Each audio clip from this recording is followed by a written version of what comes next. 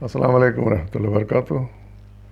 تاریخ اسلام کتاب سے ہم بنو عباس میں ہارون رشید کی حکومت کا حوال پڑھ رہے ہیں، اور پچھلی قسطوں میں ہم نے اس کے دور میں جو بغاوتیں ہوئیں ان کا حال پڑھا، اور کس طرح ہارون نے ان پر قابو پایا اس کا حال پڑھا۔ آج ہم ہارون رشید کے شاندار عہد حکومت اس کا حوال پڑھیں گے۔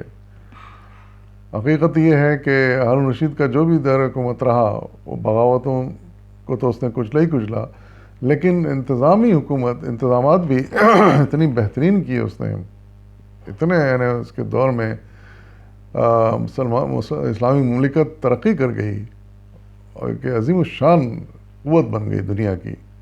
اور حقیقت یہ ہے کہ وہ اس وقت کے دور میں دنیا کی سب سے بڑی قوت بن گئی تھی، ہر لحاظ سے، طاقت کے لحاظ سے، ترقی کے لحاظ سے، علم و فضل کے لحاظ سے، ہر لحاظ سے اعلیٰ ترین حکومت تھی اس وقت دنیا کی۔ اس کا کچھ احوال ہم پڑھتے ہیں۔ ہارون کا عہد حکومت تاریخ اسلام کا ایک زرعی باب ہے۔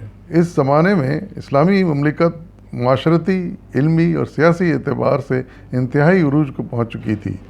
قوت اور ثروت اور شان و شوکت کے لحاظ سے دنیا کی کوئی اور قوم مسلمانوں کا مقابلہ نہیں کر سکتی تھی۔ اس زمانے میں یورپ بہت پسماندہ تھا، کوئی ترقی نہیں تھی، آپس میں جھگڑے تھے ان کے، اور ظلم زیادتیاں تھیں، اور ترقی نام کی کوئی چیز نہیں تھی، تعمیر نام کی کوئی چیز نہیں تھی۔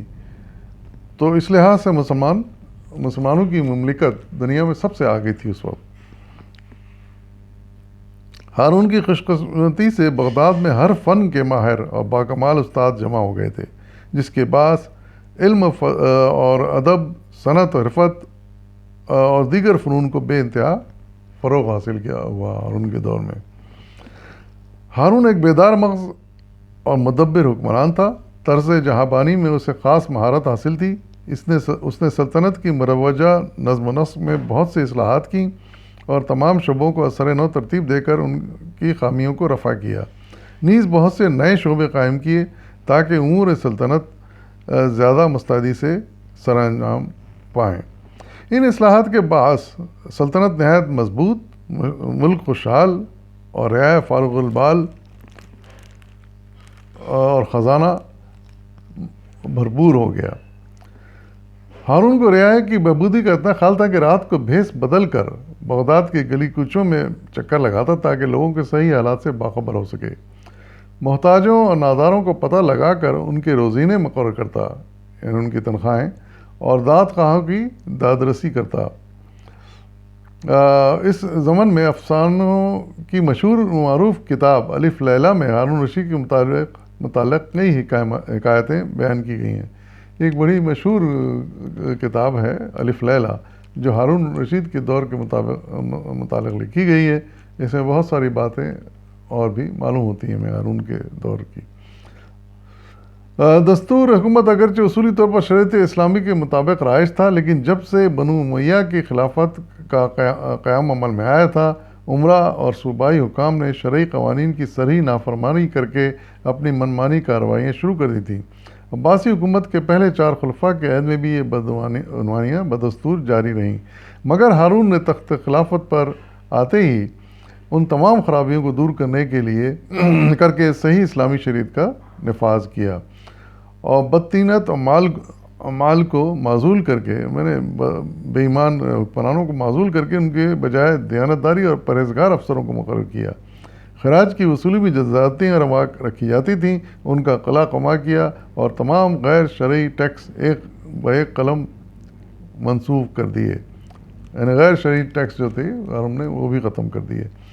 اس عہد میں بغداد دنیا کا سب سے زیادہ ترقی یافتہ اور متمدن شہر سمجھا جاتا تھا۔ شہر کی سر بفلک عمارتوں، یعنی اونچی اونچی عمارتیں اس کے دور میں بن گئی تھیں، اور عالی شان محلات کو دیکھ کر سیاح دنگ رہ جاتے تھے۔ قصر خلافت کی عمارت فن تعمیر اور صناعی کا ایک بے نظیر نمونہ تھی۔ عمرہ، وزراء اور تاجروں کے مکانات بھی نقاشی اور خوبصورتی کے لحاظ سے کسی سے کم نہ تھے۔ دجلہ کے دونوں کناروں پر خوشنما باغات اور سیرگاہیں عجیب بہار دیتی تھیں۔ مساجد کی عالی شان اور پروقار عمارتیں شہر کی شوکت و عظمت کو اور بھی دوبالا کر رہی تھیں۔ یعنی فن تعمیر اس کے دور میں بہت ترقی کر گیا، بہترین عمارتیں اور محل تعمیر ہوئے، دریائے دجلہ کے کنارے پر خوشنما باغات بنے، بہترین مسجدیں بنیں۔ تعمیر کے لحاظ سے نمبر 1 کہا جا سکتا ہے اس دور میں بغداد کو۔ تجارت کی گرم بازاری کے بعد شہر میں بڑی رونق تھی۔ بری اور بحری دونوں راستوں سے تجارتی سامان آتا جاتا تھا۔ ہندوستان، چین، افریقہ، شام، غرض یہ کہ مشرق و مغرب کے تمام ممالک سے تاجروں کے قافلے خرید و فروخت کی اشیاء لے کر آتے اور یہاں کی مصنوعات اور پیداوار ان ملکوں میں لے جاتے تھے۔ دربار خلافت کی طرف سے قافلوں کی آسائش اور حفاظت کے مکمل انتظامات تھے۔ چوری چکاری اور رہزنی کا کہیں نام نشان تک نہ تھا۔ ڈاکو اور لٹیرے تو کہیں ڈھونڈے سے بھی نہ ملتے تھے۔ شاہراہوں اور قافلوں کی گزرگاہوں پر ہر منزل پر سرائیں بنائی گئی تھیں۔ پانی کے لیے جا بجا کنویں کھدوائے گئے اور حوض بنوائے گئے۔ تجارت کو فروغ دینے میں خلیفہ ذاتی طور پر کوشاں رہتا اور کاروباری لوگوں کی سہولتوں کا خود خیال رکھتا۔ اس مساعی کا یہ نتیجہ ہوا کہ بغداد اپنے عہد کا سب سے بڑا تجارتی مرکز بن گیا۔ یعنی دنیا جہاں سے لوگ آتے تھے تجارت کے لیے بغداد میں، اور پھر بغداد کی مصنوعات لے آ کے دوسرے ملکوں میں فروخت کرتے تھے۔ یعنی تجارت بہترین طریقے سے چل رہی تھی۔ مال و دولت کی فراوانی کا یہ عالم تھا کہ صوبائی اخراجات وضع کرنے کے بعد بھی بیت المال ہر سال 40 کروڑ درہم کی رقم جمع ہوتی تھی بیت المال میں، یہ سارے خرچے نکال کر بھی۔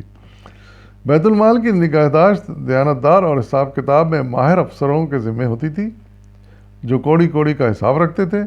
ہارون سے پہلے بیت المال کو پر کرنے کے لیے ہر قسم کے جائز اور ناجائز ذرائع استعمال کیے جاتے تھے۔ خلفاء صرف انہی عمال حکومت کو اچھا جانتے جو زیادہ رقم بیت المال میں جمع کراتے تھے۔ اس کے متعلق انہوں نے کبھی پوچھتے نہیں تھے کہ یہ رقم وصول کن طریقوں سے ہوئی۔ یعنی اس سے پہلے ہارون رشید کے دور سے پہلے ہوتا یہ تھا کہ حکام جو تھے مختلف علاقوں کے وہ ٹیکس جمع کرتے تھے، جائز ناجائز ہر طریقے سے ٹیکس جمع کرتے تھے، بس خلیفہ کو مطلب ہوتا تھا کہ خزانہ بھر جائے۔ لیکن ہارون کے دور میں ہی نہیں ہوا۔ ہارون ایک ایک چیز کا حساب لیتا تھا اور یہ پوچھتا تھا کہ کہاں سے آئے ٹیکس، کس طرح حاصل کیا گیا، کوئی ناجائز طریقے سے تو حاصل نہیں کیا، اس بات کا خیال وہ رکھتا تھا۔ اس کا اثر یہ ہوتا ہے کہ حکام رعایا پر طرح طرح کے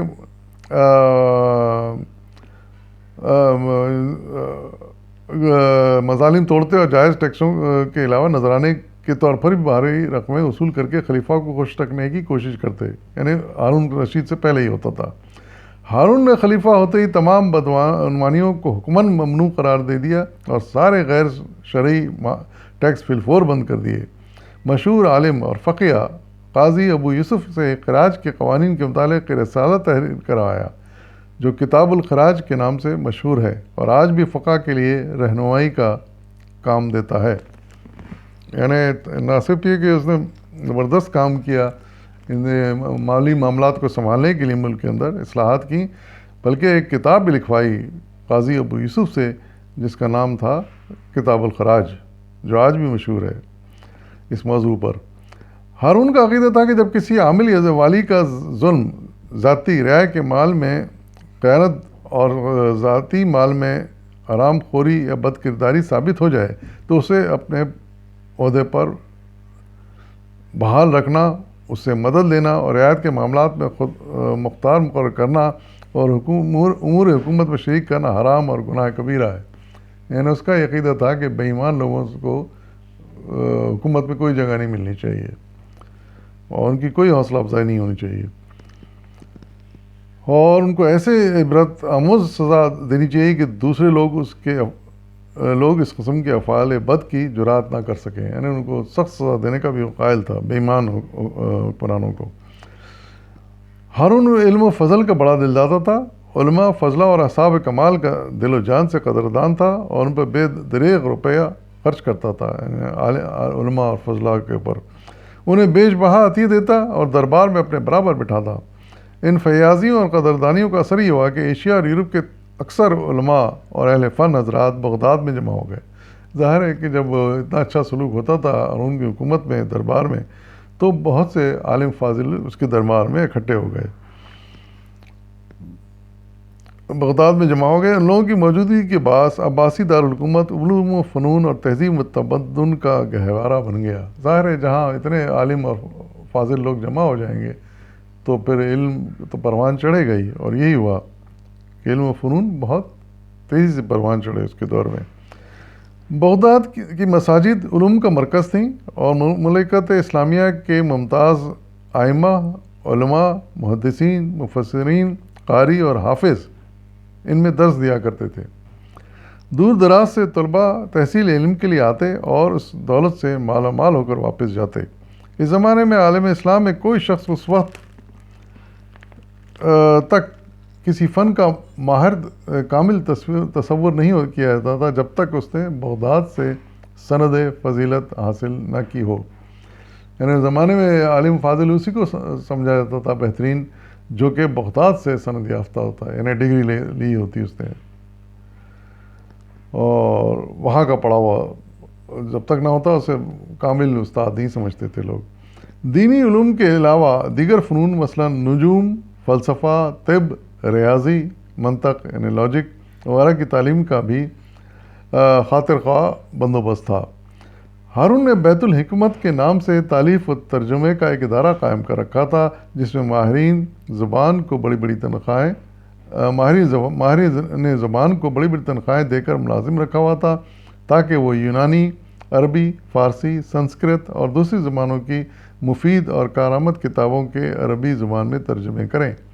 یعنی ایک اور بڑا اچھا کام کیا تھا اس نے کہ اپنے یہاں بہت سے ماہرین زبان کو جمع کر لیا تھا، جو مختلف زمانوں میں جو اچھی کتابیں ہوتی تھیں ان کا ترجمہ کرتے تھے وہ۔